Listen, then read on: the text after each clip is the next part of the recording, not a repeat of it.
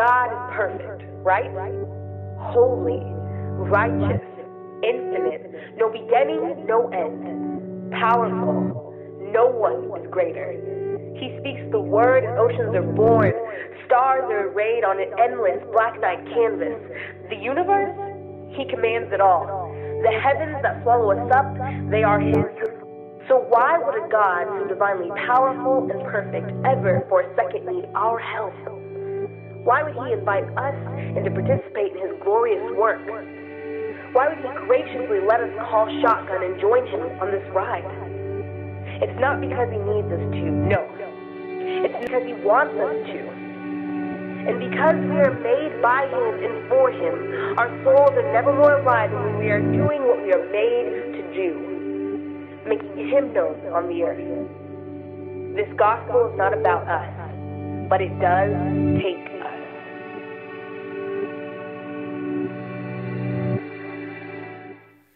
I want to talk to you this morning. If my sermon, I think I got it out of order, but that's okay. I'm going to get it in just a second. It's out of Mark chapter 8. If we can throw this up here. The title of my sermon is called, I Knew I Forgot One. There we go. God bless you. It fell off.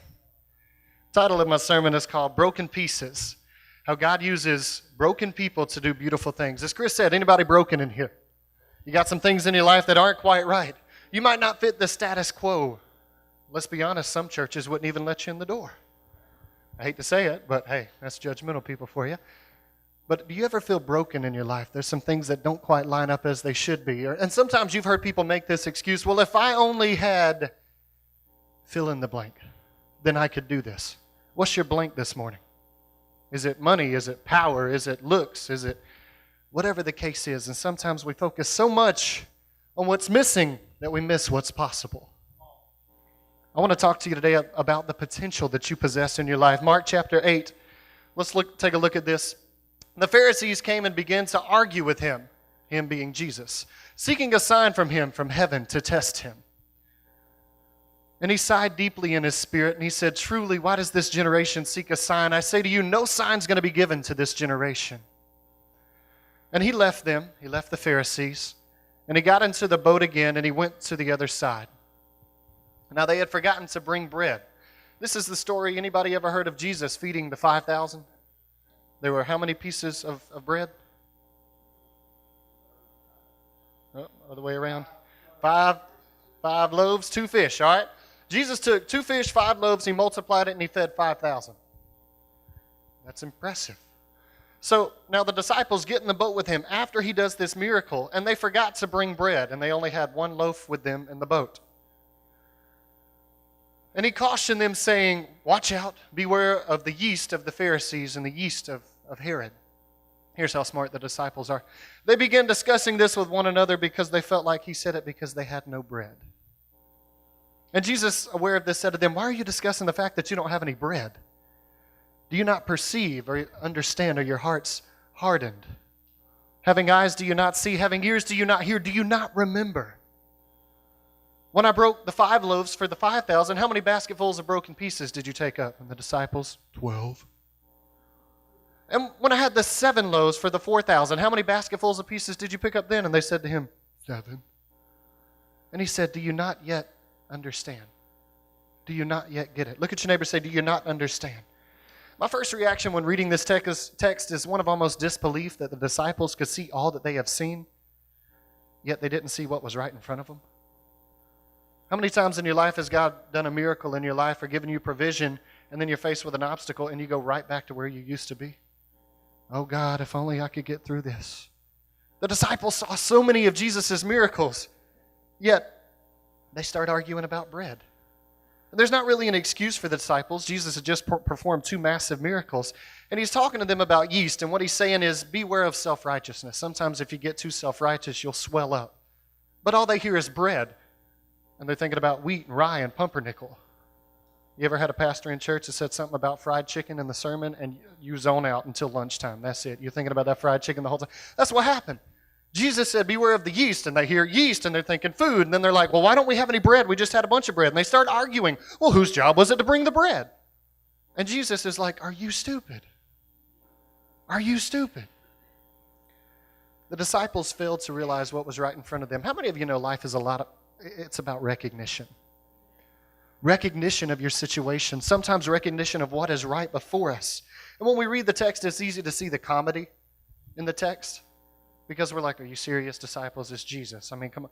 But it's not really fair for us to do that because we have a benefit that the disciples don't have. And that's that we're able to look back on the situation. They didn't know what was happening, but we see the big picture. Have you ever noticed how many things look different when you're able to look back on them? Come on, somebody help me now. That's why when you were a teenager, you sucked at being one, but now that you have one, you can tell them the big picture. Because how many things look different when you're looking back on it? So it's easy for us to get upset about the disciples, but they were inside the photo frame. So it's easy for us to see what they couldn't see when we weren't going through what they were going through, and all they were thinking about was lunch. And they were hungry, probably like half of you who want me to stop talking.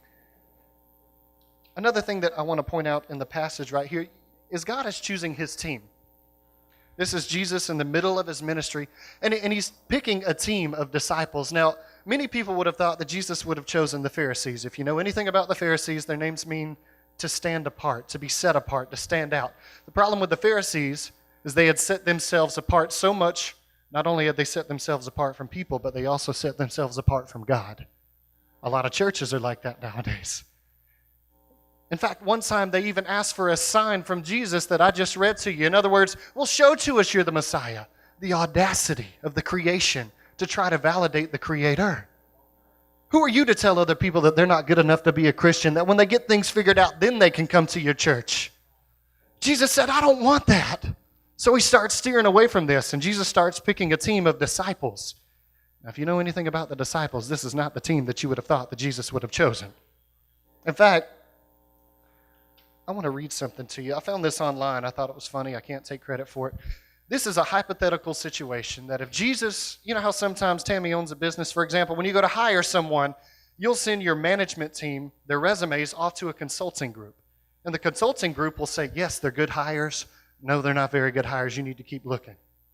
So this is a hypothetical letter written from the Jordan Management Consultant team to Jesus once Jesus sends the resumes of his disciples. Here we go. Dear sir, thank you for submitting the resumes of the 12 men you have picked for managerial positions in your new organization. All of them have taken our battery of tests. We've not only run the results through the computer, but arranged personal interviews for each of them with our psychologist and vocational aptitude consultant. Big words. The profiles of all the tests are included, and you'll want to study each of them. As a part of our service, we make general comments for your guidance, much as an auditor will include some general statements. This is given as a result of staff consultation and comes without any additional fee. How many of you like free things?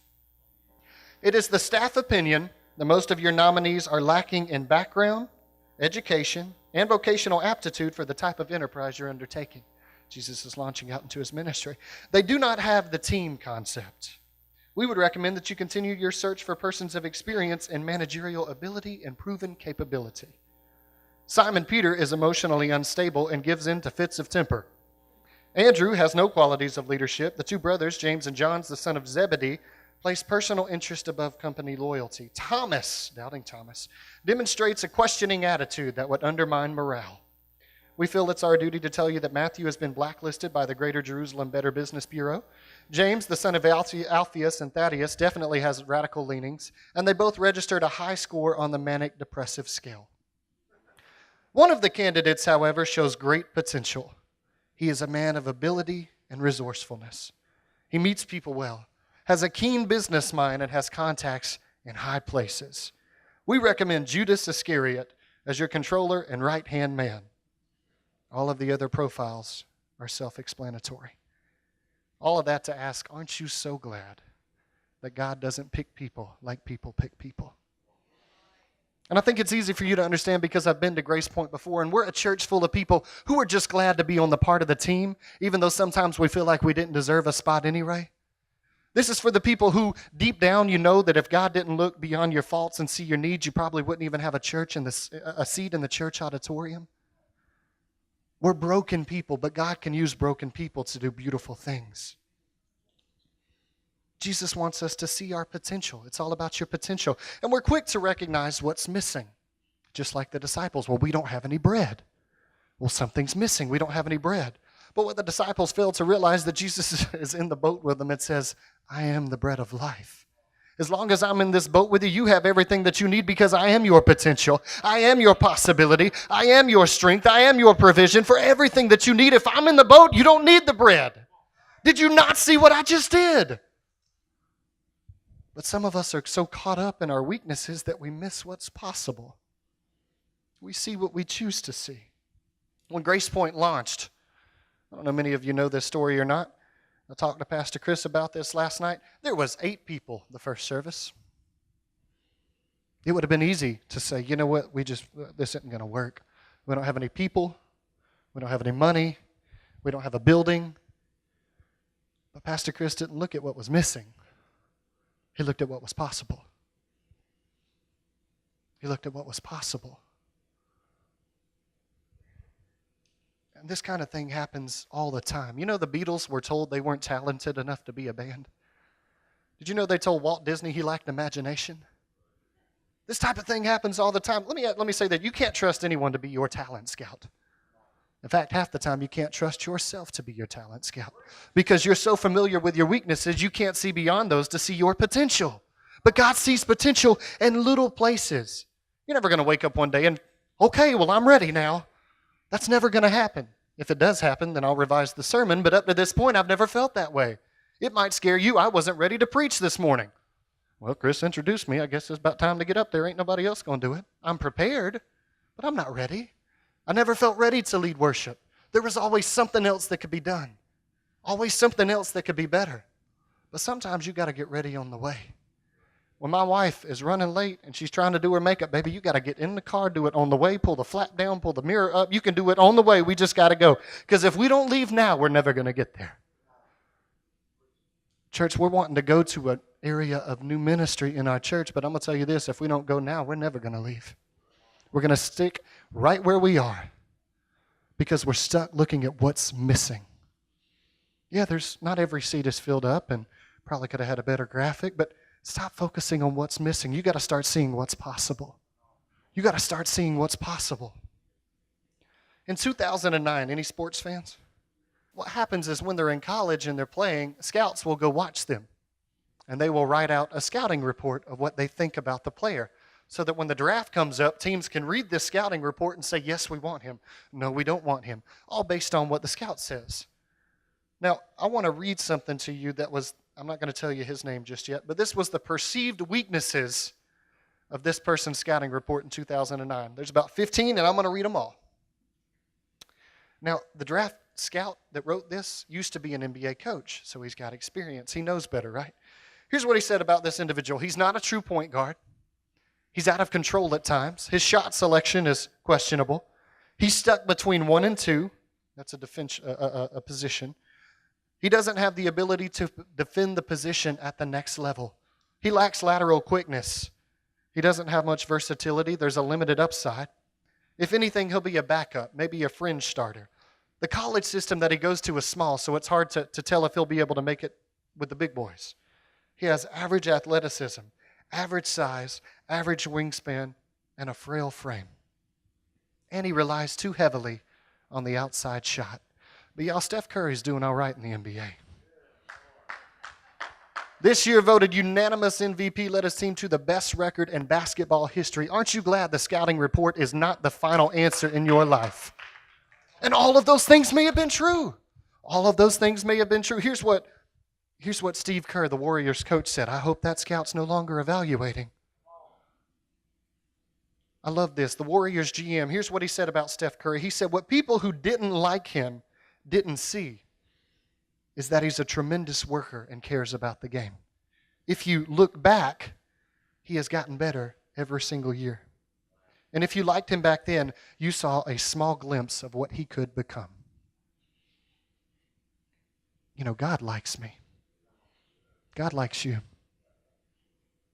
How fitting. I didn't even get with the worship team, but that was the last song they sang. He loves us. How fitting. And I thought when I was younger that I had to be more like the Pharisees and live a perfect life, so to speak, and judge other people and that if there was anything wrong with me that God couldn't use me, but I've come to understand and realize, church, that He loves me just like I am, just like you are. Are there flaws in your life? Sure. Are you perfect? No. But God can use you just as you are because God sees the potential in the small places. And some of us can't see who we could become because we don't like who we are. You got to love yourself in order to see what God has for you. A lot of churches have potential, but we're too focused on what's missing. Or maybe we don't like the person sitting beside us, or maybe we didn't like what the pastor preached, or maybe the music's too loud, or maybe we don't like that there's black chairs or stains on the carpet. We focus on what's missing. But there's so much that God can do through this church, but you've got to realize this. Each of you possess a broken piece, and you've got to piece that baby together. I need those pieces. God needs those pieces. Stop focusing on what's missing. Just bring it. God will take care of the rest. 8 people in a roof construction company's office with someone sitting on the toilet holding the computer so the projector could shine up on the wall. There were some things that were missing. But you got to focus on what's possible. You've got to focus on what's possible. And oftentimes, here's what we do. We make excuses, right? Well, God, I could do this if. Well, I'd only be better at this if. Well, if I just had this. I want to talk to you about someone in the Bible who is a fantastic leader. I'm sure you've heard of him, but he made a lot of excuses. His name was Moses. Anybody ever heard of Moses? Y'all are quiet on me. Let's look at Exodus 3. Let's take a look at that. Maybe you'll familiarize yourself with this. Now, Moses was the leader of... Does anyone know this? He was the leader of the Israelites who were captive in Egypt. And God said, I want you to take this entire nation, this race of people out of Egypt. Now Moses isn't too bright. Moses liked to make excuses because he didn't see his potential. Here's what happened. The Lord said, I've surely seen the affliction of my people who are in Egypt. I've heard their cry because of their taskmasters, their slave owners. They were beating them. I know their sufferings. And I've come down to deliver them out of the hand of the Egyptians and to bring them up out of the land that is good and a land flowing with milk and honey to the place of the Canaanites, the Hittites, the Amorites, the Perizzites, the Hivites, the Jebusites, all of the ites, mosquito bites, everything. Now behold, the cry of the people of Israel has come to me, and I have also seen the oppression with which the Egyptians oppress them. Come, I will send you to Pharaoh that you may bring my people, the children of Israel, out of Egypt. So he's got God behind him, right? And here's Moses' response. But Moses said to God, well, who am I that I should go to Pharaoh and bring the children of Israel out of Egypt? If you don't know much about Moses, he had a really bad speech impediment. He might have had a lisp. He stuttered a little bit. Moses didn't see the power that was within him because all he could see was what was missing. God, if I were a good speaker, sure, I could do that. But I'm terrible at speaking. I'm not a good speaker. God, if you would just bless me with speaking. But God said, I don't want to bless you with speaking. I want you to lead people. Well, how am I supposed to do that, God? So here's what God said. He said, Moses, I want you to tell the people, I am that I am. Now, if you don't understand that, that might be a little bit difficult because here's what that means. He wrote right after that, thou shalt not take the Lord your God's name in. A lot of times we think, okay, well, that means I shouldn't go around saying GD. And I agree with that. But that's not what that means. When Taylor and I got married, her last name used to be Addleton. It is now Newberry. Why? We got married. What did she do? She took my name. When you come into covenant with God, I want you to understand you're not who you used to be. If anyone is in Christ, behold, he is a new creation. All things have passed away. Behold, everything is new. You took his name. So when you say, I'm weak, God says, yes, but I am so strong. When you say I'm not enough, God says I'll always be more than enough. When you say I'm broke, busted, and disgusted, God says I own the cattle on 1,000 hill and the hill. Don't see yourself as you see you. God is in you. Stop taking his name in vain. That's what you're doing. You are not yourself. You are bought with a price. There is greatness inside of you. Stop focusing on what's missing. If God be for me, who could be against me? You've got to focus because oftentimes we don't see ourselves as God sees us. It's like David in the fields. He was a 13, 14-year-old boy. The prophet of God came to anoint the next king, and David's out in the field because even his own father said, oh, he's too young. He's not going to matter. But what did God see? He saw the 14-year-old boy work in the fields. This story that we just read about the people being fed, the Bible says 5,000 were fed that day, but that's not entirely true because that civilization only counted men. That didn't include women and children, so it was probably closer to 15,000. And the miracle that blessed the entire lot of them came from a little boy's lunchbox. What I'm trying to say to you is someone that society didn't even count provided the miracle for 15,000 people to eat. God sees potential in small places. And in fishermen, that he would make his disciples, that spread the word so much that in 2016 I can stand before you in a pulpit to preach it, because he sees potential in small places. Confession times, I probably wasn't the best dad this week. My wife went back to work, so her maternity leave was over, so someone had to watch Noah, and it wasn't that I did anything wrong. I mean, I just had to work. It was busy. I mean, I didn't punt him around the living room. I mean, he was screaming. Might have thought about it. Didn't do it. Thought about it before. Hadn't done it yet. No. But there was no one to watch him. And I mean, he got washed. I didn't watch him. I mean, somebody watched him, but it was just busy. It was busy. There was so much to do. I mean, I'm trying to make a transition, so I'm making sure they're okay, and I'm trying to do this here, so I'm trying to make sure this is okay, and then I'm trying to help with the STEM program, and I'm trying to be a dad and a husband, and it was just busy, and I didn't get to watch him much. But then I thought, okay, well, if I don't go to work, I don't make money, I don't pay the bills, he can't have a bottle to eat. So what I'm going to do is go to work this week, and maybe next week I'll watch him at least one day. Maybe. You got to piece it together. But because I felt bad, I bought something for him this week. Will you bring that to me, Miss Bree? I felt bad, and I was like, you know what? I got to do something to make it up to the little guy. I don't know, he's not quite old enough for this yet, but I thought, okay, that's fine. When he gets older, we're going to do this. Jamar, make sure you can get this for the audience watching online. Now, this is a Covenant Spectre ambush. I don't know what that is. I don't even play Halo.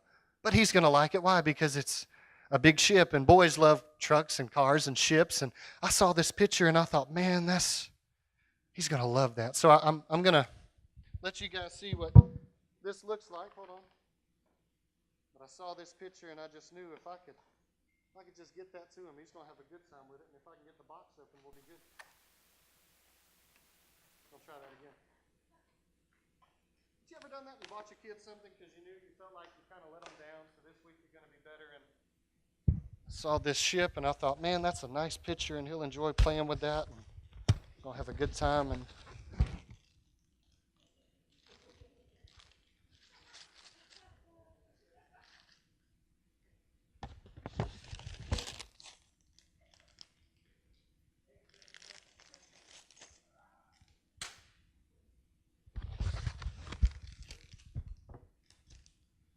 I think they sold me a broken ship.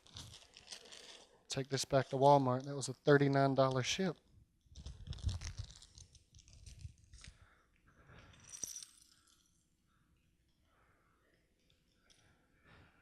It's got holes in it. I didn't buy this. It's not what I pictured.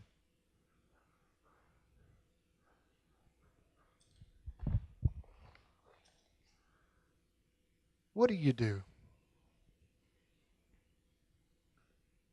when this doesn't look like this? What do you do when the process doesn't look like the promise? What do you do when God gives you this vision of what you should do and then hands you a piece and says, build it? What am I supposed to do with this? This is essentially the first year of parenthood, by the way, because you have a picture of how good of a parent. I'm going to raise a world changer. Okay, change a diaper. God will give you a picture, but hand you a piece. What am I supposed to do with this, God? I want this, but all I have is this. See, you're focused on the missing pieces. But God says, I've got those pieces lined up. You just worry about what you can do, and the rest is going to fall into place. Would I know what it looked like? No. Why? Because I'm in the frame. Someone's going to have to put in the work, and then we'll be able to take that picture and look back on it and see what it looks like. My question to you is, will you trust God moving forward? when the only way you'll be able to see what he did was when you're looking back on it. Because God can build a masterpiece, but you're going to have to trust him ahead of time to do it. The only way you'll see it is once it's completed. And there will be times in the middle where you're frustrated and you're aggravated and you feel like you're broken and there's nothing that you can do, but God says, just wait. Just bring me those pieces. I can build something beautiful from it. Amen. Amen. Stand on your feet with me.